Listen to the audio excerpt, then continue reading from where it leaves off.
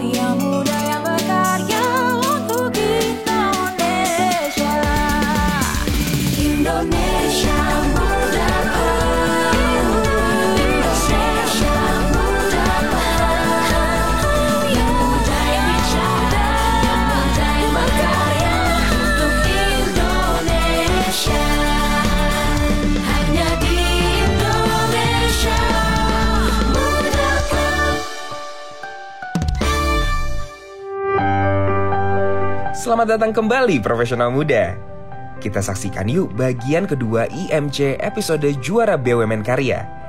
Setelah sebelumnya kita lihat kerennya Adikarya dan PT PP, serta wawancara eksklusif dengan Indonesia Investment Authority, kali ini kita mau ajak profesional muda jalan-jalan nih ke Jalan Tol Trans Sumatera Punya Hutama Karya dan berlanjut ke pabrik baja milik Wijaya Karya.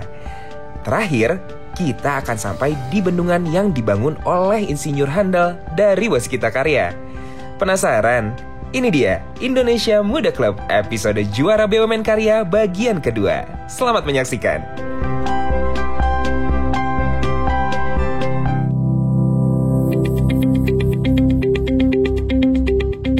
Profesional muda, tadi saya dari pelabuhan, itu naik jalan tol, dan saya lihat tuh satu logo besar tuh, HK Hutama Karya. Kedepan sepertinya HK akan difokuskan untuk pilotnya tertinggi dan terbaiknya adalah untuk melakukan yang namanya pembangunan jalan tol di Indonesia. Jadi BUMN yang difokuskan, walaupun pekerjaan-pekerjaan lain tetap dilakukan, tapi fokusnya adalah ke jalan tol. Dan kali ini kita langsung ketemu dengan bosnya langsung, Bang Budi.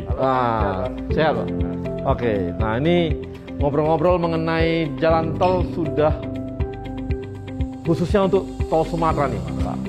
Ini kan terkenal bahwa yang megang semua ini adalah Hutama Karya. Nah sekarang sudah berapa kilo, berapa ruas dan bagaimana? Nah ini gimana Bang? Ya Bang, terima kasih Bang. Jadi tol Sumatera ini adalah terobosannya Pak Jokowi sejak periode yang pertama. Ya. Jadi Hutama Karya itu sudah mendapat penugasan sejak tahun 2017 untuk membangun seluruh jalan tol. Yang saat ini kami operasikan. Kalau dilihat di gambar ini ada yang warna hijau. Ya. Yang warna hijau ini adalah jalur-jalur yang sudah kami operasikan. Ya. Ada 7 ruas panjang 513 kilo, ini sudah kami operasikan. 513 kilo sudah dioperasikan. Jadi udah hampir setengahnya Jawa nih. Oh, setengahnya Jawa. Sudah Jakarta Solo, Bang. Jakarta Solo. Iya. Oke. Oh, itu Jakarta Solo 500 kilo. meter. Oke. Nah, kemudian yang jalur warna biru itu yang sedang dikerjakan. Itu ada 550 kilo. 150 yang akan selesai pada awal 2023. Pada awal 2023. Ya, Oke. jadi pada awal 2023 nanti kami akan mengoperasikan 1.100 kilo di jalan tol Sumatera. 100 kilo. Jadi Sumatera. Jadi ini sudah kira-kira udah separuh lah ya. Separuh ya? Ya, tapi sekarang ini baru didiskusikan di level pemerintah, Ya. para petinggi kita, yaitu bahwa akan ditembuskan backbone, jalur utama. Jadi kalau Jalur di gambar ini ada warna merah, Ya. ini dari Betung Palembang, Betung Palembang, Jambi, terus Pekanbaru, Jambi, Pekanbaru, ya. Ya. Kemudian nanti dari Dumai Dumai, ke atas sampai Medan, ke Medan atau berapa nih? langsung ke Aceh. Oke. Itu ada 200 kilo. 100 kilo. Ya. Jadi ini ditargetkan selesai pada tahun 2024. 24. Ya, jadi kami untuk membangun yang backbone ini, yang warna kuning dan merah ini, Ya. kami memang berpacu pada sumber pendanaan dan waktu. Waktu. Nah, jadi Itu, Bang. yang sudah dari Bekahuni Bakahuni, ke Metro Metro, Ya. sampai Palembang. sampai Palembang di Kayu Agung Palembang Ya, udah sampai ya? Sampai ya. Ya. Palembang Betung? Palembang Betung itu Waskita Karya Waskita Karya, oke. ya. Ah. Ya. Kemudian kami sudah menyiapkan detail desain untuk ke atas lagi. Ya. Jadi dari Betung ke Pekanbaru itu berapa kilo, Bang? 500-an kilo. 500 kilo? Iya. Diperkirakan selesai kapan tuh? Dari Betung sampai Pekanbaru, Jambi? Kalau Betung Pekanbaru, ini kita sebut jalur backbone. Backbone. Yang sekarang baru disediakan oleh pemerintah, yaitu tentang sumber pendanaannya. Karena ini sangat besar sekali yang diperlukan. Jadi kalau itu yang saya sebutkan di depan, backbone ini adalah 1.200 kilo yang jalur merah dan kuning ini. Itu kalau dibangun dengan 2 jalur itu memerlukan dana 208 triliun. 208 triliun ya. Tapi kalau hanya dibangun 2 kali 1 jalur, sesuai dengan kondisi lalu lintas di sana sekarang, itu perlu dana hanya 147 triliun.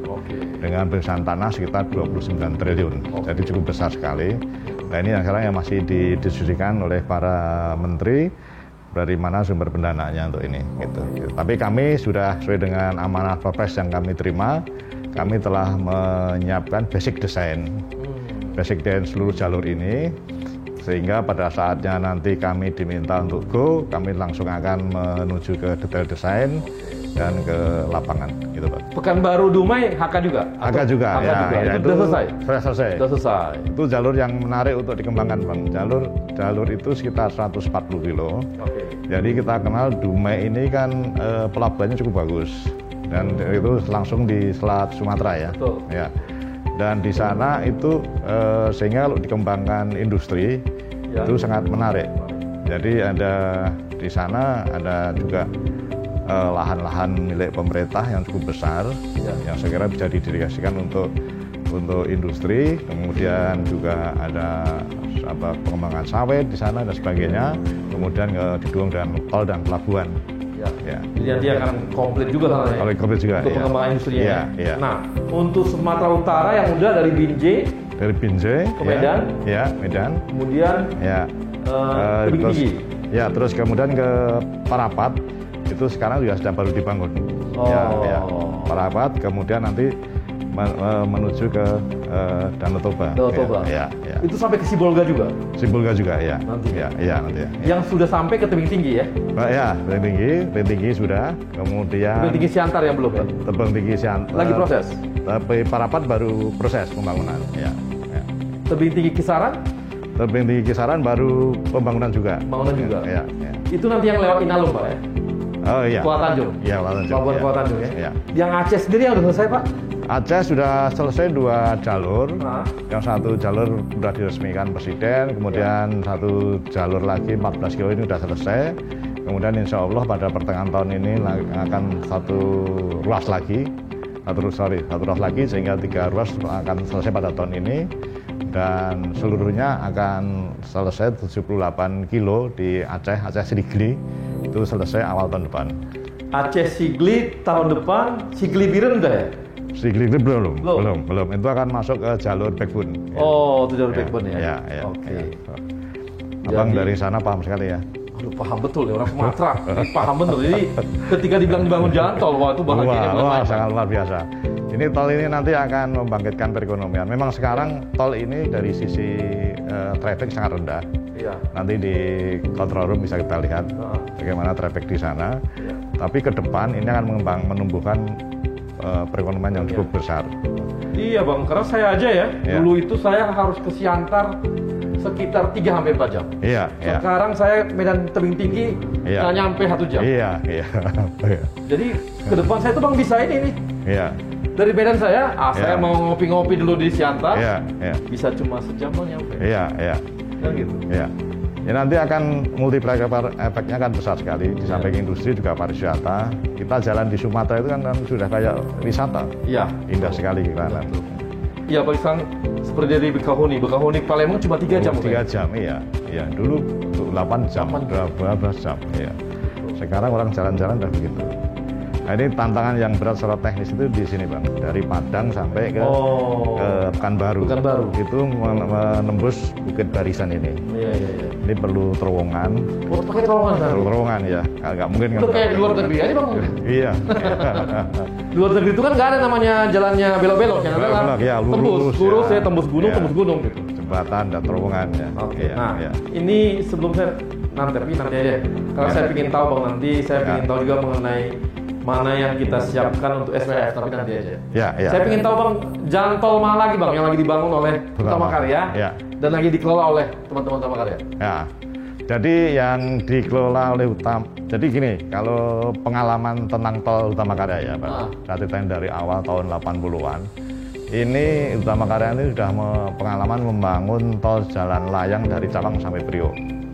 Ya, mudah-mudahan. Kemudian saat itu juga sampai awal 90-an bangun pengembangan tol di Malaysia dan di Filipina. Ya, ya. Nah, kemudian di tahun 2017 mendapatkan tugasan tol di Sumatera ini suatu yang ya rasanya suatu berkah dan suatu hal yang berkesinambungan. Ya. Jadi di samping di Sumatera ini kami juga dapat tugasan mengoperasikan tol Jor S dan akses Tanjung Priok. Ya, ya. Saya ingin ada komentar kita Bang, bisa kita lihat? Ya, oke, Bang. Ya, ya. Oke, Bang, kita masuk ke comment center. Wah, ini Jadi, seru ini. iya, Bang. Ini kawan-kawan yang mengendalikan Ya. ini semua. Ya. Jadi kami bisa mengetahui real time kondisi jalan tol kami. Jadi ini Bang, ini sistem kendali operasi tol kita. Ada 8 ruas yang sudah kita operasikan. Ya. Dari akses Tanjung Priok, Bakauheni Terbesar, Jor S, kemudian ada Palendra, kemudian sampai Aceh. Dan sehingga kami bisa mengetahui kondisi real time, kondisi operasional jalan tol kami. Bagaimana transaksinya, bagaimana settlement pembayaran dari bank, bagaimana, kemudian bagaimana kondisi di lapangan, perbaikan kerusakan bisa kita ketahui secara real time 24 jam. Jadi ini trafficnya? Ya, trafficnya di sana Bang. Yang Ya, mana? ya. Kalau kita mau lihat traffic sekarang ini Bang, ini ada angka 226 ini, 226.778 ini adalah LHR, lalu lintas kendaraan saat ini. Ya, ya, ya. Oh, jadi ini semua? Iya, ini semua ruas-ruas Kondisi. kondisinya, ya, ya, bisa kelihatan. Ini bisa ketahuan ya? Ketahuan. Ini ruas ini ada mobil enggak gitu sebagainya. Jadi kalau ada kejahatan jalan tol juga kelihatan. Langsung kelihatan. Oh, ini pakai CCTV semua gitu? Itu semua Bang, ya, ya. Oke, ini semua mulai dari tadi itu yang Udah 8 ruas ini 8 semua ruas? ya, ya, Oke. ya. Jadi pada ruas-ruas tertentu kita sudah pasang. Jadi saya ingin tahu yang ini misalnya Lampung, Palembang. Ya, yang Lampung Palembang ini Bang ya, yang Indrapuri ini. ya, ya. Oh, ini Belang Bintang, Iya. Aceh itu. Ya, kalau mau lihat tadi mana? Jadi kalau saya mau lihat Bakauheni sampai Palembang. Oke, bisa Bang. Coba ya kita lihat ya. Bakauheni sampai Palembang. Ya. Nah ini Bang, ini kondisinya seperti ini kan. Ya. Oke. Ya, ya. Abang kalau melihat kampung halaman juga lihat dari sini Bang.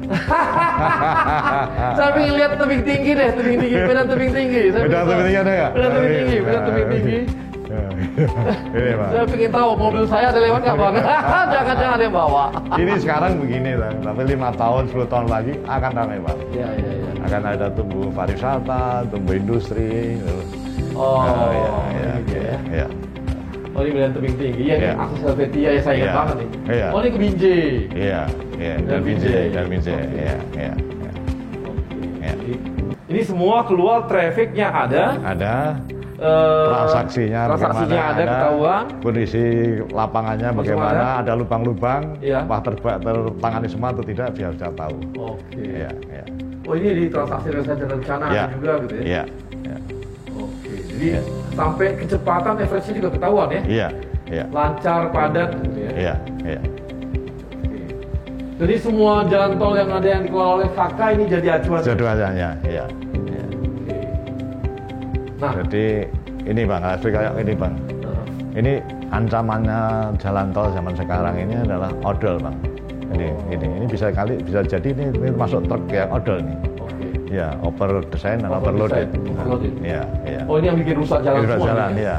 Nah, gini kita pikirkan bagaimana mengatasi ini. Oke. Hmm. Ini kan kita punya rencana untuk SWF, Pak. Iya Bang. Nah, SWF di mana kita akan ada ruas-ruas yang kita jadikan untuk kerjasamakan dengan SWF. Iya. Nah, ini Dari sini ada nggak kira-kira yang bakal ditawarkan untuk SPF itu? Ada Bang. Jadi sebelum menuju ke sana, Ya. kami melakukan review kondisi kelayakan, Ya. dan sekarang kami sudah mengajukan ke Kementerian PUPR Ya. untuk perpanjangan konsesi. Oh, konsesi. Iya, jadi kalau sekarang 40 tahun, Ya. kami minta sampai 70 tahun.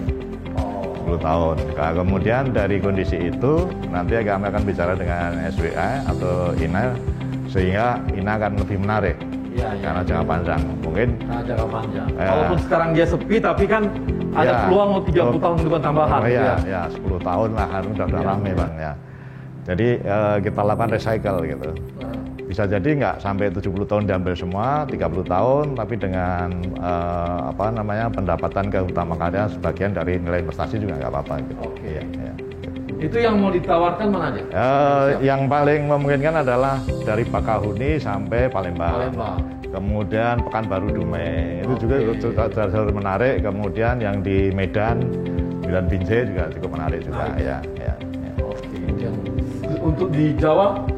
Di Jawa ini ada Jor S ya. Bisa jadi nanti ada internet bundling Ya. antara di Jawa, Jor S dan ATP ini dengan yang di Sumatera gitu. Sehingga akan menarik bagi INA gitu. Ya. Nah ini adalah ada nggak kita kemudian bakal kan sekarang difokuskan ini utama karya untuk jalan tol. Ya. Untuk di Kalimantan Sulawesi udah ada perencanaan? Belum Bang. Belum ada, Belum ya. Jadi Sumatera ini sendiri kan PR-nya masih besar. Oke. Ya. Kami sampai tahun awal 2023 harus menyelesaikan jalur yang sedang kami bangun panjang 600 kilo. Oke. Kemudian saat ini pemerintah baru memikirkan backbone yang 1.200 kilo. Oke. Ya. Oke. Jadi, nah Ya. untuk yang lain, Ya. untuk proyek-proyek HK yang lain yang memang jadi tadi kan championnya itu, tapi kan ada juga yang dia Ya. lapis keduanya itu Ya. apa ya? Ya, jadi utama karya ini nature-nya adalah bisnis jasa konstruksi. Oke. Ya, kami membangun gedung, membangun jalan, jembatan, bendungan, kemudian pelabuhan laut, pelabuhan udara begitu. Jadi misi kami adalah ada dua line bisnis. Yang Ya. pertama jasa konstruksi yang original bisnis kami tetap kami kembangkan. Ya. Kemudian kami sekarang adalah fokus membangun tol di Sumatera ini sampai Ya. tahun 2024. Ya. Kemudian setelah itu kami akan mengoperasikan tol ini. Gitu. Oke. Ya. Jadi kami nanti akan punya dua line bisnis Line itu. bisnis, ya. Ya. Oke.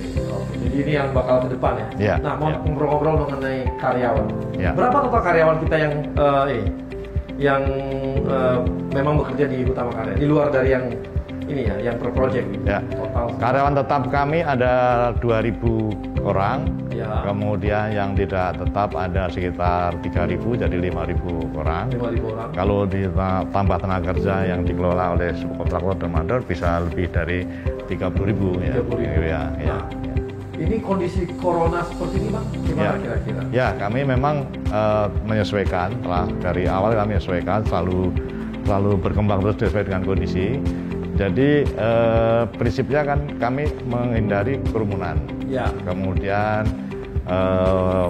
penularan droplet antar orang gitu. Sehingga kami membuat dari lapangan kami menyesuaikan bagaimana orang bekerja. Ya. Yang sebelumnya berdekatan harus berjarak. Ya. Kemudian harus membiarkan pakai masker, Ya. cuci tangan. Kemudian bagaimana mereka tinggal di mes, Ya. di mes sehingga akan aman gitu. Ya. Kemudian kami juga setiap unit kerja di lapangan kami menyediakan ruang-ruang isolasi. Jadi kalau ada yang sakit Langsung kita pindahkan ke isolasi, Ya. kemudian kita lihat perkembangannya. Kemudian juga mereka kita edukasi dengan asupan-asupan yang harus dikonsumsi tiap hari. Untuk gitu. bisnis kita seterganggu apa Bang? Berapa persen yang terganggu? Terganggunya kita ini ada dua sumber Bang. Ya. Yang pertama dari hulunya, Ya. itu artinya dari customer kami, Ya. itu memang menurunkan bisnisnya. Oke. Misalnya dari pemerintah, itu kita tahu kan 2020 kemarin banyak anggaran yang dipotong di PU, PR, di perhubungan dan infrastruktur banyak yang dipotong. Gitu. Ya. Apalagi swasta hampir semuanya berhenti gitu ya. Nah, kemudian juga produktivitas kami menurun. Ya. Karena kami harus menyesuaikan dengan kondisi protokol kesehatan gitu. Jadi dari kondisi itu, maka kami terusnya mengalami penurunan. Namun demikian, kami yakin dengan sudah dimulainya program vaksin ini, pada tahun ini akan pulih kembali. Pulih kembali dan kami lihat juga anggaran-anggaran dari pemerintah, dari BUMN sudah menunjukkan ada programnya, sehingga itu adalah peluang kami. Ya. Nah, kita ngobrol dari tentang karyawan Bang sedikit. Ya. Kira-kira kita milenial kita berapa orang nih Bang? 50% Bang. 50%? Iya. Jadi kami yang senior ini mondok Bang. Mereka tuan rumah Bang. Oke. Iya. Jadi 50% memang milenial. Iya. Dan ruang-ruang dikasih ke mereka juga Bang? Iya, jadi kami menyesuaikan. Oke. Jadi kami tidak menuntut mereka menyesuaikan yang senior, tapi yang senior ini menyesuaikan yang muda. Gitu. Ya. Dengan segala kelebihan dan kekurangannya, mereka harus kita kembangkan sebagai generasi apalagi ada perubahan ya, dan perubahan. Mereka kan beda sama kita ini Bang. Iya. Sangat beda gitu, mereka kan beda banget kayak kerjanya. Iya. 50% ya. Iya.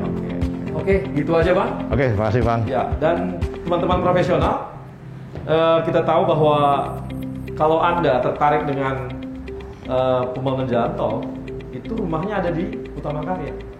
Karena ke depan fokus kita, klaster kita untuk penanganan dan fokusnya jalan tol yang membantu masyarakat secara ekonomi juga, itu adalah ditangani oleh kawan-kawan dari Utama Karya. Jadi kalau ingin tahu tentang bagaimana teknik-teknik bangun jalan tol dan sebagainya, itu adalah langkah-langkah dan juga kerja-kerja yang dilakukan oleh teman-teman Utama Karya.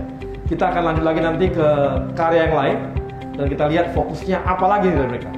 Yuk. Yang muda yang berkarya untuk Indonesia. Indonesia muda. Indonesia muda. Yang muda yang bicara, yang muda yang berkarya untuk Indonesia. Hanya di Indonesia muda.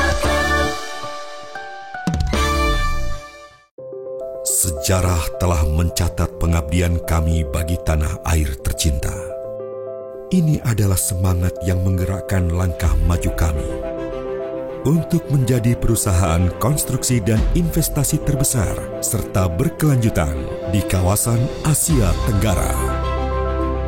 Dimulai dari upstream yang meliputi berbagai proyek konstruksi terkemuka di bawah PP Properti, PP Energi, PP Infrastruktur, middle stream yaitu bisnis jasa konstruksi EPC, downstream untuk kegiatan bisnis konstruksi perumahan MBR yang dilaksanakan oleh PP Urban, serta kontraktor berbasis peralatan oleh PP Presisi. Persembahan PT-PT bagi Indonesia.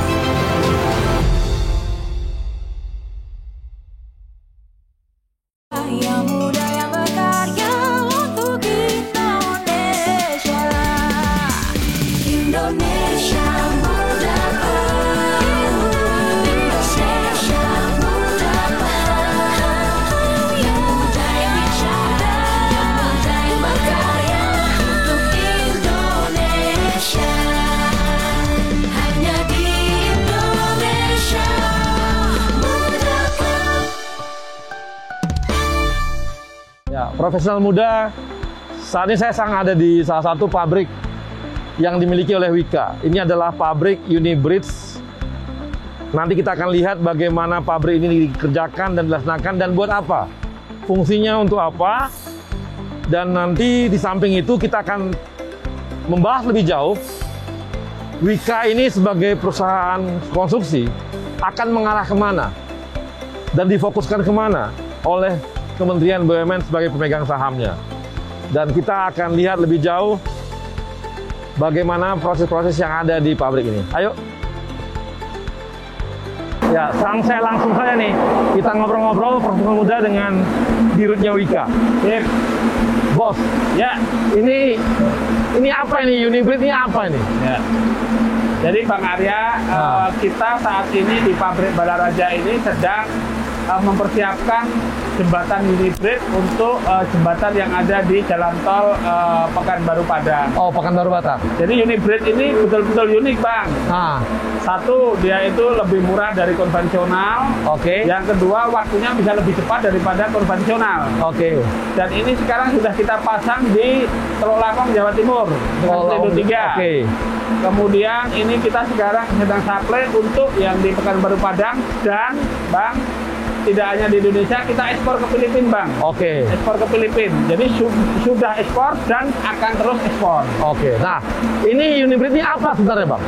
Ya, Dia fungsinya sebagai apa? Di Ya. jembatan atau di mana gitu? oke. Jadi Unibridge ini adalah kita balok pengganti balok yang beton itu. Oke. Nah, ini yang unik adalah penyambungan antar segmen ini sangat mudah. Oke. Seperti yang kita lihat di sini, Ya. nyambungnya antar balok segmen ini sangat mudah di lapangan hanya menggunakan pin. Pin. Pin ini tidak Oke. perlu dilas, Bang.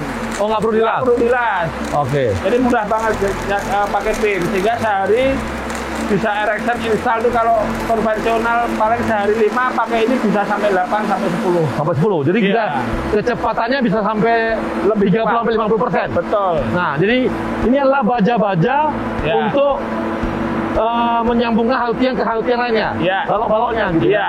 Kalau Yang dulu pakai beton ya. ya kalau baja ini nyambungnya biasanya pakai las, kita Oke. hanya pakai pin. Oke. Sehingga lebih cepat. Lebih cepat. Ya, itu dari penyambungannya. Itu tidak mengganggu kekuatannya Enggak. atau ininya gitu. Sehingga efeknya pondasinya lebih kecil, Bang. Oh, akibatnya ini ya. Karena lebih ringan. Lebih ringan ya. Lebih kecil sehingga mempengaruhi biaya lebih murah. Oke. Ya. Jadi rata-rata yang Unibridge ini memang dibuat untuk membuat lebih efisien aja di balok-baloknya gitu ya. Ya, betul. Dari biaya pun dia jatuhnya lebih murah. Lebih murah karena masanya lebih mudah Ya. dan beratnya secara keseluruhan Lebih ringan. lebih ringan. Oke. Karena penyambungannya lebih sederhana. Nah, itu berapa panjang, Bang, biasanya? Biasanya Antar tiang ke kita tiang. sesuai kebutuhan atau kondisi di lapangan. Maksimal? Rata-rata antara 40 sampai 60. 40 sampai 60 meter. 40 sampai 60 meter. Oke. Nah, Jadi, pembuatan baja ini, Bang, ini baja gimana nih? Baja ada klasifikasinya? pastinya ada. Jadi Oke. baja yang ada di sini kita sinergi dengan BUMN lain dengan Krakatau Steel. Ya. Jadi Oh, ini dari Krakatau Steel. Ya, jadi plat-plat itu disuplai oleh Krakatau Steel, kita Oke. potong di sini, kemudian kita bentuk, baru kita kirim ke lapangan. Oke. Nah, ini berapa lama, Bang? Satu ini berapa lama buatnya? Jadi Perkirakan sampai kelas-kelas begini gitu.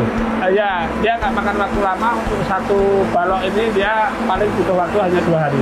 Oh, 2 hari. Ya, 2 hari. 2 hari jadi, 2 hari jadi gitu. Mulai dari motong sampai dia posisi melas, jadi karena semuanya sudah otomatis ya. Oke. Nah, untuk span yang 60 meter tadi, Bang, itu berapa lama biasanya dikerjakan? Ya, kalau sudah terkirim di lapangan, Ya, kita satu hari bisa erection 8 batang.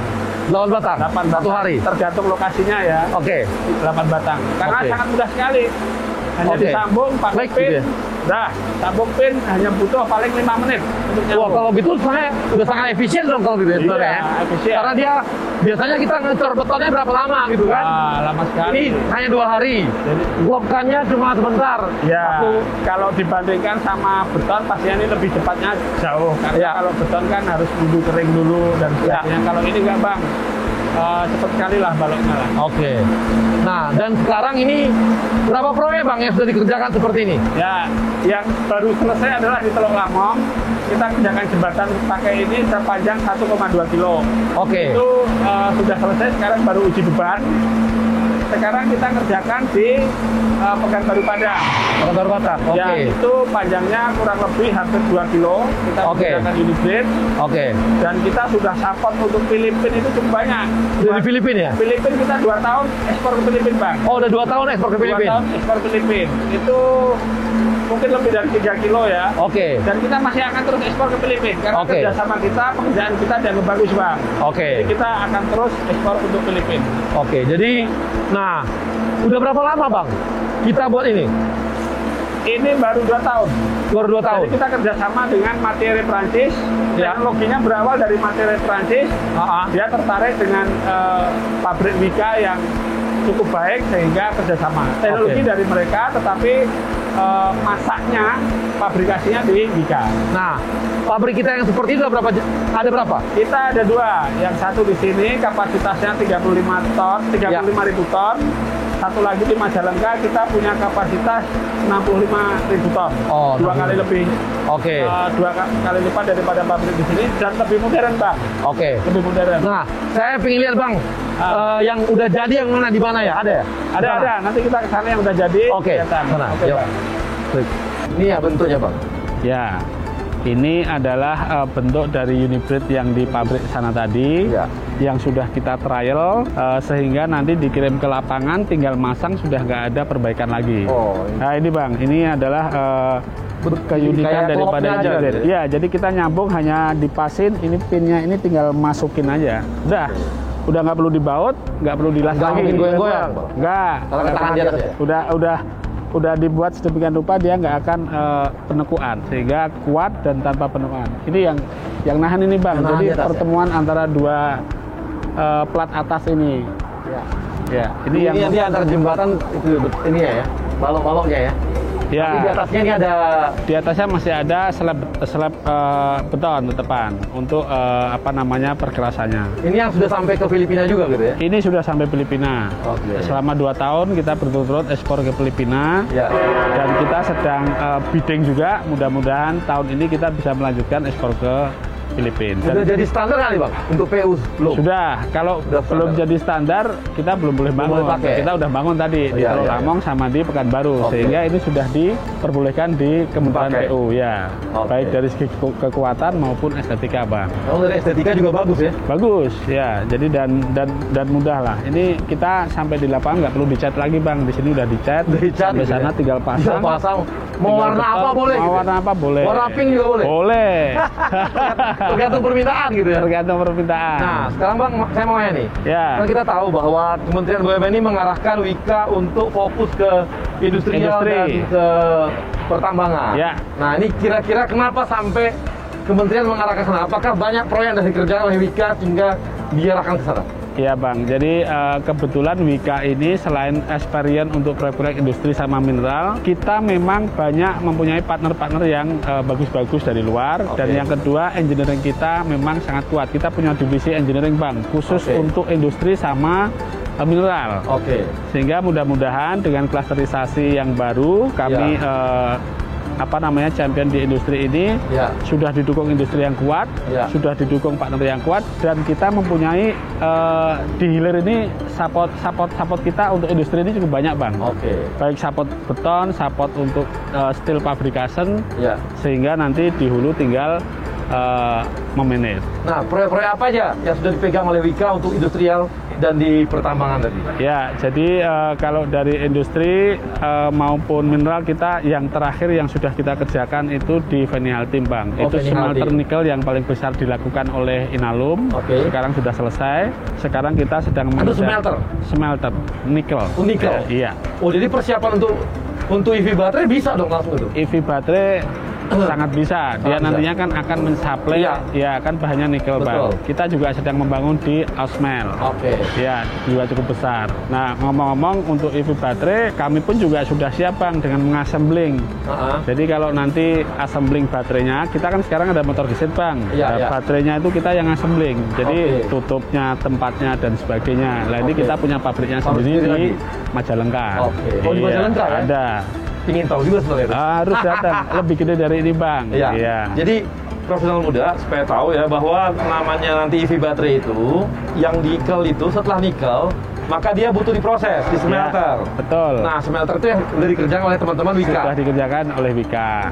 Itu di Venialtim maupun di Venialtim itu di mana Pak? Venialtim itu di Indonesia Timur Bang. Indonesia bagian timur. Kemudian di Ausmel di Sumatera ya. Oh, Ausmel yang Sumatera. Ya. Kemudian kita juga sedang mengerjakan smelter nikel yang cukup besar di Kolaka Bang. Di Kolaka. Itu dengan swasta. Kita sedang mengerjakan 4 line smelter nikel dan ekspal juga. Dan tentunya mereka memang akan mensuplai untuk kebutuhan EV baterai. Nah, karya-karya lain memang nggak ada masuk ke sana smelter Bang? Ada juga. Tapi kayaknya yang paling experience untuk smelter itu ya memang Wika. Yang lain ada juga. Yang lain ada juga. Ya, karya yang lain ada juga. Kalau untuk industrinya sendiri Bang, industri ini yang dikerjain yang besar tuh apa, yang gimana ya? Saat Ya, ini? industri yang semua bisa lihat gitu.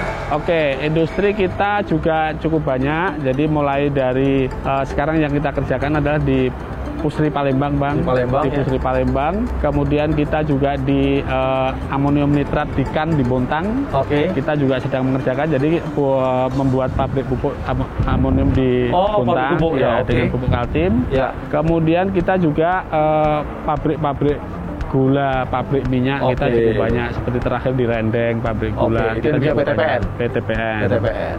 Ya. Jadi dikerjain oleh teman-teman dari Wika. Dikerjakan oleh teman-teman Wika, dan kalau yang khusus yang PTPN atau pabrik gula ini kita murni teknologi dari engineering Wika. Oke. Nah, Iya. ngomong-ngomong Bang nih, kita kan tahu juga bahwa sekarang ada namanya SWF, LPI, jadi lembaga pembiayaan yang memang nantinya akan mengambil ya bekerja sama bikin JV dengan perusahaan-perusahaan BUMN di yang ada. Nah, Ya. Wika apakah sudah mempersiapkan Ya. yang mana saja proyeknya yang ataupun pekerja yang dimiliki oleh Wika yang akan dimasukkan ke di LPI? INA. Ya. Ini menarik Bang, jadi terima kasih. Saya kira dengan adanya SWF ini tentu menjadi penyemangat kami untuk bisa lebih membangun infrastruktur Indonesia. Karena tentunya kami sudah mempersiapkan Bang, terutama satu adalah jalan tol gitu ya. Sekarang kan yang lagi ini kan jalan tol. Betul. Tentunya ada beberapa jalan tol yang sedang kita kerjakan maupun yang akan kita kerjakan. Nantinya kami inginnya sebagian adalah bersama-sama dengan LPI atau INA. Dengan bantuan injection dari LPI atau INA ini otomatis kami bisa meleverage untuk yang lain lagi, Bang. Betul. Belum lagi kalau teman-teman yang lain, misalnya Jasa Marga atau yang lain, karena adanya SWF ada proyek baru, otomatis kami peluang EPC juga ada lagi, Bang. Oke. Sehingga dengan adanya SWF ini, ya bagus buat kita, bagus Ada buat modal lagi Indonesia, baru ya? ada modal lagi. Nah, Iya. Ini yang lokasi mana aja Bang yang sudah dipersiapkan oleh Wika? Ya, memang kami belum memutuskan yang mana, tetapi kami punya gambaran. Satu adalah proyek lama kami, mungkin ada sebagian yang sedang kita ajukan ke sana. Cuma kami karena konsorsium, misalnya di Balikpapan Samarinda, Bang, di Manado Bitung, ya yang sudah jadi, maupun yang kami sedang akan memprakarsai beberapa proyek tol, Bang, bersama kawan-kawan juga. Itu sebaiknya akan dibiayai oleh LPI. Itu dari pecah perusahaan-perusahaannya? Sudah. Ini sedang tahap evaluasi. Harapan saya di bulan Maret ini selesai, kami akan segera bisa diajak kerjasamakan. Kita tawarkan kepada LPI supaya masuk gitu ya. Biar sebagai nanti pemegang saham juga di sana gitu. Iya, betul, Pak. Jadi uang itu bisa dipakai oleh Wika untuk investasi yang lain, investasi yang lain seperti karena apalagi kita kan investasi ke depan ini kan banyak sesuatu yang baru, Bang, seperti saya pembangkit listrik tenaga sampah, energi terbarukan. Kita ada lagi baru menang tender untuk spam Jatiluhur, kita butuh dana kan, sehingga dengan adanya SWF ini ya membuat kami lebih confident untuk ke depan ya. Oke Bang, terima kasih. Ini paling tidak kita bisa lihat gambaran profesional muda bahwa sekarang karya atau perusahaan karya kita dari BUMN yang memang dipersiapkan menangani industri, bikin pabrik, bikin pabrik pupuk, semen dan sebagainya, bahkan sampai masuk ke pertambangan, membuat smelter dan sebagainya itu sudah disiapkan oleh teman-teman Wika. Karena Wika memang sudah sangat siap untuk masuk sebagai championnya BUMN menangani itu. Ini juga untuk membuat supaya karya-karya yang lain yang sudah dikasih fokus dan champion tempat lain itu memberikan kesempatan kepada Wika untuk mengerjakannya. Dan ini adalah sebuah langkah maju supaya ada spesialisasi dari karya-karya ini. Dan tadi juga diceritakan bagaimana teman-teman Wika sudah mempersiapkan mana saja yang akan dimasukkan dalam LPI, sehingga itu akan bisa mendapatkan dana segar, sehingga teman-teman Wika bisa lebih berkarya dan membangun tempat lainnya. Oke, Bang, terima kasih. Thank you, Bang Arya. Saya ingin lagi nantinya lihat bagaimana pabrik Wika yang lain. Asik, kita tunggu. Oke, terima kasih Bang Arya. Siap. Salam sehat. Yang muda yang berkarya untuk Indonesia. Indonesia.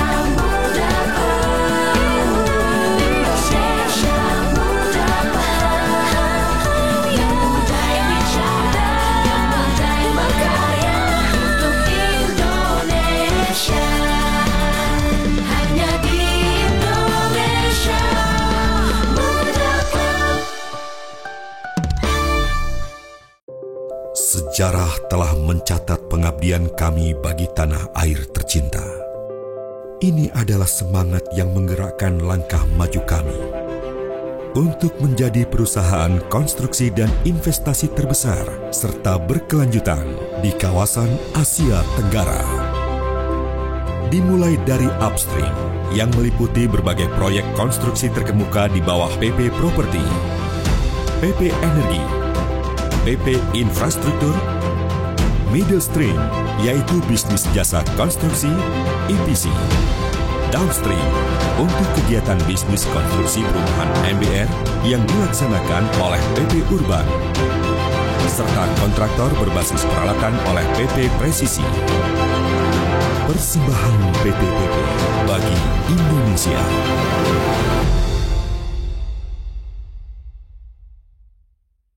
Yang muda yang berkarya untuk Indonesia. Indonesia muda, Indonesia muda,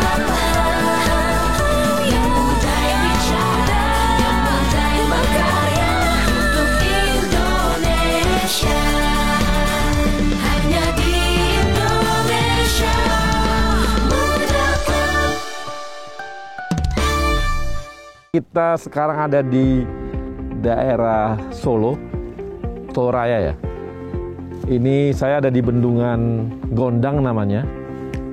Dan dulu yang mengerjakannya adalah kawan-kawan dari Waskita. Nah, saat ini kita memang akan membahas bagaimana klaster infrastruktur khususnya Waskita yang memang diarahkan untuk lebih fokus dan menjadi championnya perusahaan karya kita, infrastruktur kita untuk masuk ke bendungan. Dan memang ke depan, jadi dengan cara ini, maka kalau udah ngomong bendungan, orang itu ingatnya adalah Waskita. Walaupun Waskita masih mengerjakan hal-hal yang lain, masih bisa mengerjakan yang lain juga, jalan, tol, dan masih mengerjakan.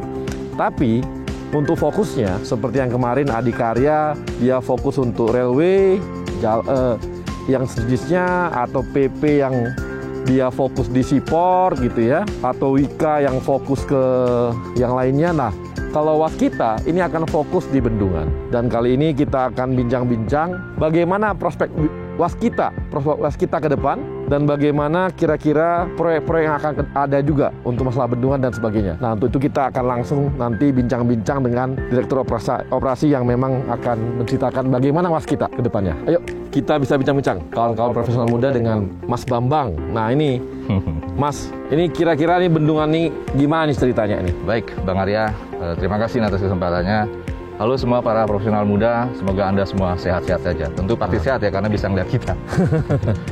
Pertama, Bendungan Gondang ini kita bangun sekitar 4 tahun. Dan kalau kita lihat sebelah kiri ini adalah daerah dari genangan. Jadi fungsi bendungan itu memang untuk menampung air yang ada dari sungai, untuk kemudian dia bisa dimanfaatkan oleh penduduk sekitarnya. Nah, apa manfaat bagi bendungan? Yang pertama adalah dia bisa untuk irigasi. Kemudian yang kedua bisa untuk pembangkit listrik mini hidro. Kemudian yang ketiga untuk penyediaan air baku bagi masyarakat sekitar. Dan yang keempat bisa untuk mereduksi banjir apabila itu terjadi. Dan yang terakhir, dan ini yang nggak kalah pentingnya, adalah potensi sebagai destinasi pariwisata yang akan ikut serta dalam membangkitkan ekonomi masyarakat sekitar bendungan, Bang Ari. Oke. Nah, untuk Gondang ini sendiri berapa ribu hektar yang irigasi?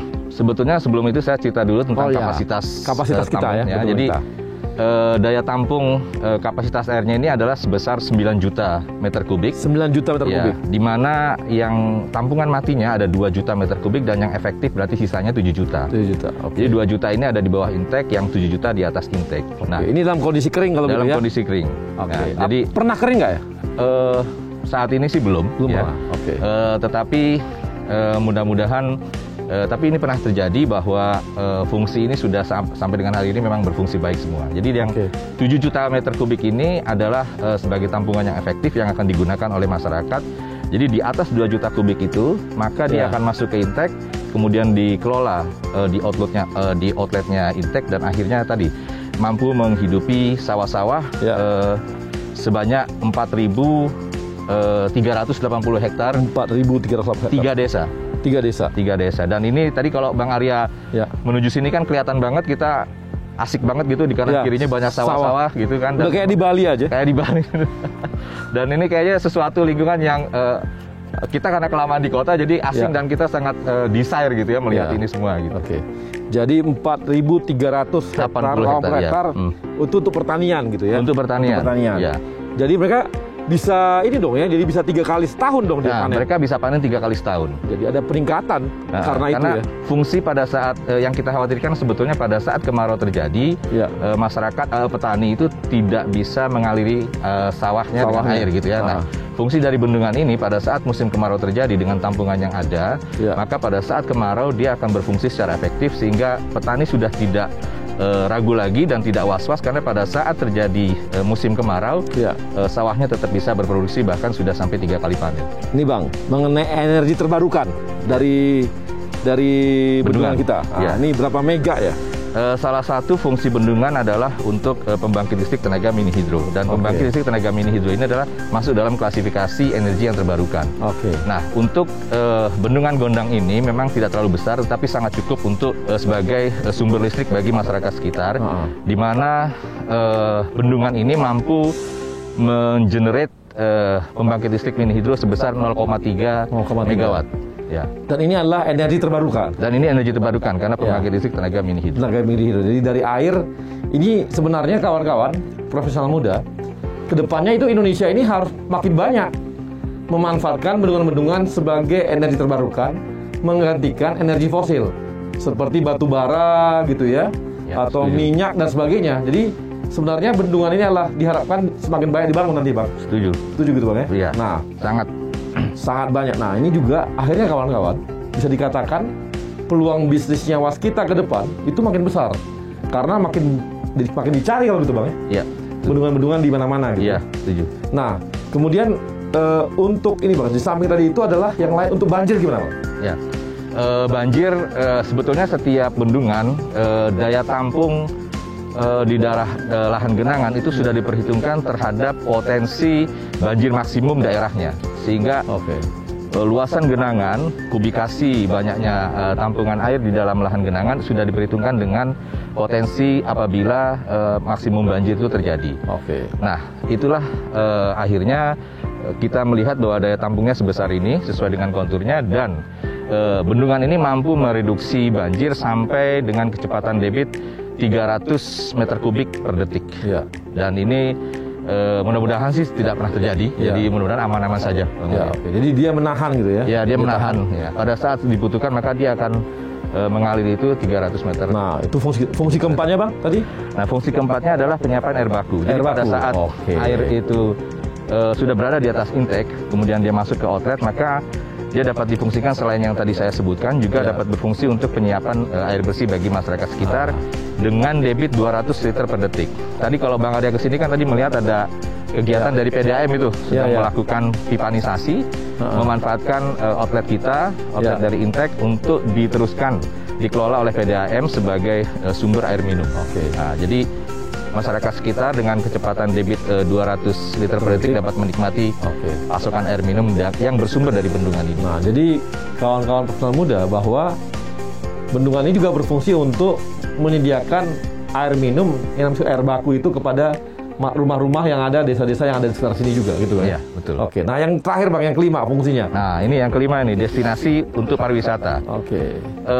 Memang apabila kita mau menjadikan bendungan ini sebagai destinasi pariwisata, banyak contoh bendungan yang sudah di-generate sebagai destinasi wisata. Hanya saja memang perlu atensi khusus bukan hanya dari pemerintah pusat, tapi juga pemerintah daerah bagaimana mengincrease popularitas dari destinasi pariwisata yang di-create dari bendungan ini. Kalau dari kami, kebetulan kami melakukan kontribusi, Kementerian PUPR dalam hal ini, menciptakan jalan akses yang sangat memadai untuk bisa dilintasi dua arah dengan lebar badan jalan yang sangat cukup dan masih projected untuk extension. Jadi ini yang kapal atau apa gitu pariwisata ini memungkinkan. Memungkinkan dan saya rasa hampir semua di sini masyarakat yang berada di sekitar kawasan Bendungan Gondang ini dapat memanfaatkan dan mengambil opportunity dari potensi pariwisata di daerah ini. Nah, kadang-kadang kan Bang sekarang ini banyak juga nih, Mas. Bendungan dijadikan keramba-keramba untuk ikan. Nah, ini gimana? Apakah memungkinkan juga nantinya? Nah, itu sangat memungkinkan. Memungkinkan juga. Ya, jadi kemarin di Bendungan Tapin juga kita melakukan itu. Oh, jadi makanya kemarin ikan-ikan kita lepas juga di sana dengan pada saat Bapak Presiden ke sana. Ya, tentu nanti semuanya akan diatur oleh pemerintah setempat dan dinas perikanan supaya saling sinergi dengan baik. Jadi bisa memungkinkan juga untuk menambah sentra ekonomi baru ya. Betul. Ikan gitu ya di sini sentra nantinya. ekonomi baru ikan. Ya. Ikan. Jadi cukup banyak sebenarnya fungsi-fungsi dari ini ya, bendungan yang bisa dimaksimalkan ke depannya kalau ini bisa dijadikan perputaran ekonomi besar masyarakat juga gitu ya. Betul, Bang. Oke. Bang, saya mau lihat lagi yang lain, Bang. Lokasi-lokasi lain di sini bisa ya. Oke, baik. Bisa lagi. Oke. Kan kita punya rencana kementerian tuh untuk menjadikan teman-teman waskita fokus atau championnya bendungan. Di bendungan dan air. Sebenarnya potensi bendungan di Indonesia itu bagaimana, Bang? Oke. Jadi kalau kita pertama saya mau cerita dulu tentang current bendungan yang selama ini dikerjakan oleh waskita. Oke. Waskita sampai hari ini itu sudah berhasil mengerjakan bendungan sebanyak 14 ditambah 7 ditambah 9. Jadi 21 ditambah 9, 30, Bang. 30. Jadi ada 30 bendungan dan bendung. Oke. Nah, yang 14 bendungan itu sudah selesai dikerjakan. Oke. Yang terakhir adalah Bendungan Tapin di Kalimantan Selatan yang kemarin diresmikan oleh Pak Jokowi. Bapak Presiden. Nah, yang 7 sudah selesai juga, itu bentuknya bendung. Oke. Nah, sisanya ada 9, ini masih dalam konstruksi. Itu tersebar dari Sumatera sampai ke Nusa Tenggara Timur. Jadi kalau kita lihat di Sumatera itu kita ada Bendungan Rukoh. Iya. Kemudian di Palembang ada Bendungan 3 di Haji. Di Lampung ada Bendungan Waise Kampung dan Bendungan Marga 3. Geser lagi ke Pulau Jawa, itu di Banten ada Bendungan Karian. Kemudian di Ciamis ada Bendungan Lui Keris. Kemudian di NTT itu ada Bendungan Temef. Jadi total ada 9 yang under construction. Nah, itu yang saat ini dikerjakan. Tentu dari situ existing yang saat ini dipegang. Artinya secara skill kita sebetulnya punya experience yang sangat cukup untuk mengerjakan bendungan. Oleh karena itu mungkin hasil kasterisasi dari Kementerian BUMN adalah menetapkan kami dengan champion di air dan bendungan. Nah, bagaimana peluang ke depan? Kalau kita lihat ada beberapa aspek, Bang. Yang pertama adalah komitmen pemerintah. Pemerintah kalau kita perhatikan sejak Bapak Presiden Jokowi memimpin negeri ini, itu komitmen untuk membangun bendungan sangat tinggi. Karena dengan program ketahanan air dan kedaulatan pangan. Nah, dengan itu otomatis ya, otomatis. Karena salah satu infrastruktur yang untuk mendukung ketahanan air dan kedaulatan pangan adalah dengan bendungan dan bendung. Nah, yang kedua, jadi komitmen pemerintah kita sudah dapat. Yang kedua adalah visium dari kebutuhan yang ideal. Kalau kita perhatikan pertumbuhan penduduk di Indonesia, katakanlah sampai tahun 2030, maka rasio antara daya tampung air dengan berbanding dengan pertambahan jumlah penduduk hingga tahun 2030, maka resultnya adalah bahwa rasio yang dibutuhkan itu adalah 120 meter kubik per kapita per tahun. 120 meter kubik per tahun ya. Bagaimana sekarang keadaan saat ini? Nah, saat ini baru 50-60 meter kubik per kapita per tahun. Jadi ada deviasi yang cukup tajam. Jadi kalau kita melihat potensi ini sampai tahun 2030, ini artinya ada yang memang dia berlebih sampai segitu, ada juga yang nggak punya sama sekali. Ada yang nggak punya sama sekali, karena memang tidak bisa merata. Karena memang dimensi ruang dan waktu ini yang membuat akhirnya selalu dievaluasi terus. Gitu. Tapi melihat dari gap tadi, maka potensi itu akan menjadi besar. Nah, yang ketiga, seperti yang saya ceritakan bahwa kalau kita compare, Bang, sama negara lain. Saya tadi ngambil contoh misalnya Jepang. Jepang yang wilayahnya hanya 1/4, tidak lebih dari 1/4 wilayah kita, itu memiliki jumlah bendungan 3.000. Ya, 3.000. Nah, sementara kita hanya 231, mungkin 3.000. Jepang yang segitu kecil 3.000 bendungan. 3.000 kita hanya 231 ditambah, dan itu pun sudah pemerintah menambahkan 65. Ya, dengan sangat cepat gitu ya. Jadi kalau kita lihat itu katakanlah kita di range 231 sampai 300. Nah, bagaimana dengan negara lainnya lagi? Amerika itu ada 6.100 bendungan. Nah, lebih parah lagi ini China. China itu luar biasa, dia punya 110.000 bendungan. Jadi kalau kita membayangkan itu jadi kecil banget gitu. Sebentar, bayangin ya, profesional muda ya. Kita 231. 231. Cina 100? 3.000. Sorry, Cina. Cina 3.000 bendungan, Bang. itu Jepang. Cina 110.000. Cina 110, tapi ribu. Bener Bang, 110.000. 110.000. Jadi Indonesia, Cina setengahnya, tapi setengahnya hanya ribuan, kita jumlah gitu. Jadi beda di eksponensial itu. Terus jadi kalau melihat itu Bang, maka pasti negara akan berpikir secara cermat bahwa kemendesakan ini, kebutuhan ini pasti harus dijawab dengan program-program bagaimana mempercepat, mengakselerate bendungan supaya deviasi yang terjadi, rasio tadi bisa dikejar gitu. Oke. Jadi ini sebenarnya potensi besar ya? Ya, potensi besar. Potensi besar gitu ya? Ya. Dan tadi Bang, yang saya bilang itu kan tuh, energi terbarukan itu energi terbarukan. Betul. Karena pemanfaatan dari bendungan itu bisa mengentaskan persoalan-persoalan ekonomi yang menyentuh pada masyarakat dalam hal ini di grassroots lah bertani gitu ya. Nah, saya mau nambahkan lagi Bang bahwa bagaimana sih posisinya market share-nya Waskita di air dan bendungan dari kondisi 5 tahun terakhir 2016 sampai 2020. Kalau kita melihat nilai yang ditenderkan oleh Kementerian PUPR itu sekitar 61 triliun selama 5 tahun. Lalu berapa perolehan Waskita dalam meraih bendungan ini? Itu 6 sampai 7 triliun. Jadi kalau melihat dari situ maka market share kita di posisi 10 sampai 12. Dan ini market share yang sangat tinggi kalau dilihat dari sisi entitas terhadap sebuah market cap-nya di dalam bendungan. Nah, jadi Bang, ini adalah peluang-peluang ke depan industrinya kita sangat terbuka besar gitu ya. Apalagi kalau kita mau ngejar yang namanya kedaulatan energi di sisi energi terbarukan, ini juga adalah peluang besar karena murah ya. Karena murah. PLN pasti beli ya. Ya, PLN pasti beli. Karena murah. Gitu. Karena lebih murah. Yang lain pasti lebih murah ini. Betul. Semakin cost eventnya kecil kan semakin lebih visible untuk menjadi ketentuan tarif di masyarakat. Betul. Nah, kemudian, ini Bang, kira-kira ke depan, kita kan ngomong mengenai SWF nih. Kan kita tahu bahwa kita sekarang lagi menawarkan juga nih investor untuk masuk. Nah, Waskita sendiri ada nggak yang dia tawarkan? Oke, baik.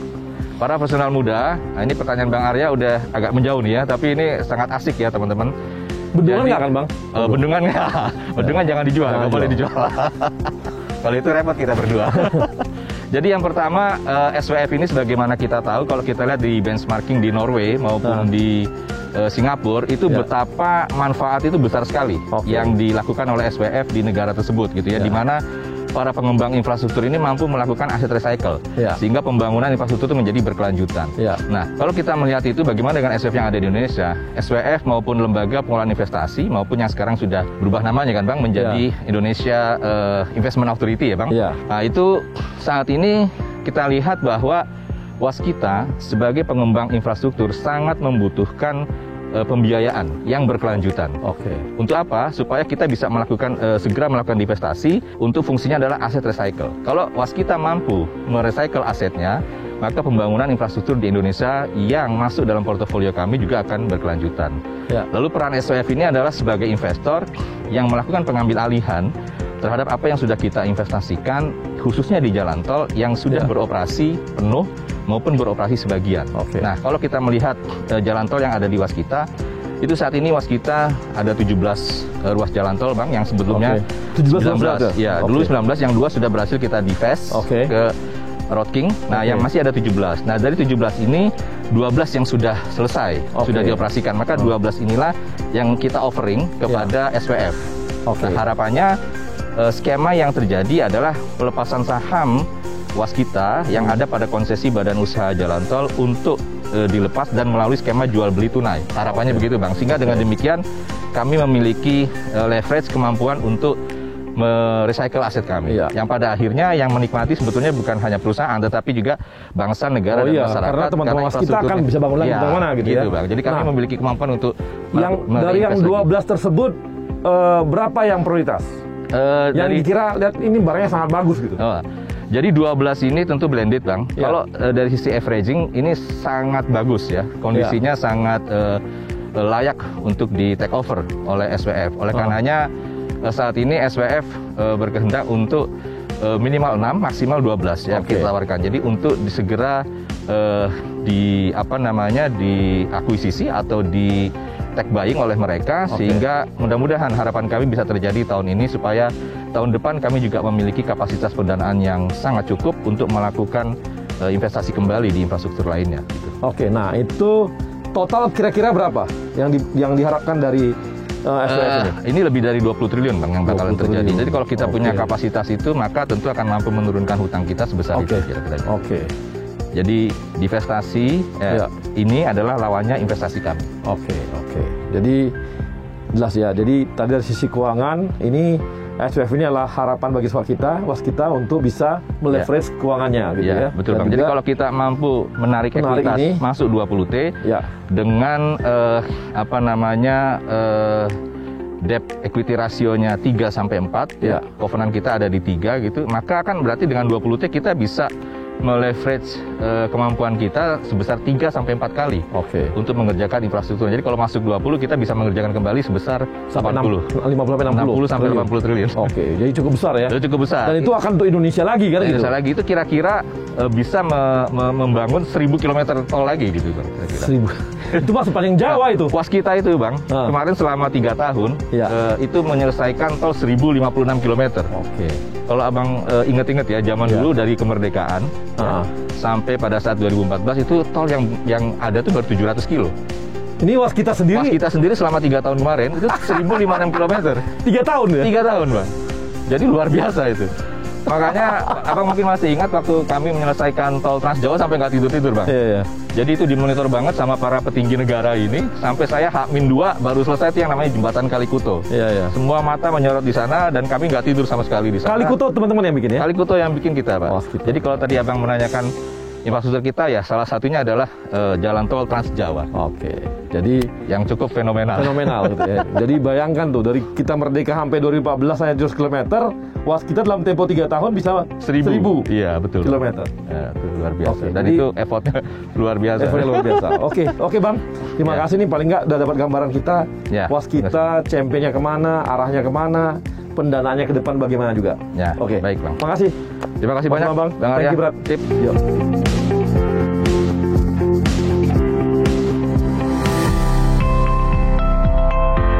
Teman-teman sudah lihat bagaimana kami mengunjungi Adikarya yang kami kunjungi LRT, kemudian Waskita yang kami kunjungi bendungan di daerah Jawa Tengah, kemudian kami juga mengunjungi PP yang kami kunjungi adalah seaportnya kita di Tanjung Priuk. Kita juga sudah mengunjungi pabrikasinya Wika yang ada di Tangerang, kemudian juga Hutama Karya yang kita lihat comment centernya bagaimana mereka mengontrol seluruh jalan tol yang mereka miliki khususnya di Sumatera ya. Jadi kita tahu bagaimana fokus dari masing-masing BUMN ke depan. Memang bukan holding kekaryaan atau perusahaan karya, tapi yang ada adalah bagaimana punya cluster-cluster. Di mana mereka punya kekuatan, mereka punya champion-championnya, dan diharapkan dengan cara ini karya-karya kita akan semakin fokus dalam berbisnisnya. Nah, mudah-mudahan mereka dengan cara fokus ini juga mereka tidak hanya akan bertarung di Indonesia, tapi bisa bertarung juga ke luar negeri. Karena dengan fokus maka mereka akan menambah sumber daya manusia lebih baik, kemudian juga teknologi yang lebih baik, dan juga modal yang lebih baik, sehingga perusahaan karya-karya kita akan go global ke depannya. Dan teman-teman perusahaan muda, kita akan lanjut lagi nanti untuk episode yang lain.